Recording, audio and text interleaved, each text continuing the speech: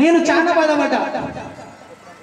కానీ అన్ని విగ్రహాలు కలిసి మన కొత్తూరు గడ్డ మీద 3 విగ్రహాలని ఈరోజు ఇంత పెద్ద ఎత్తున ఈ విగ్రహావిష్కరణ చేస్తున్నామంటే చాలా గౌరవకారణం ఉంది.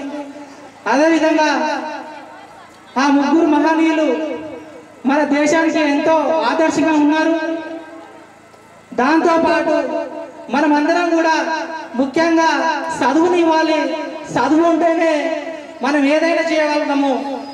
కానీ కొంతమంది చాలా మంది కూడా చదవలేక రోడ్ల మీద తిరుగుతూ, అదేవిధంగా చదివిలో చూసి ఓర్వక వాళ్ళకి అదొచ్చే ఇది వచ్చే అది నీకు రాదు, వచ్చేటోనికి ఏమో ఏడుస్తారు.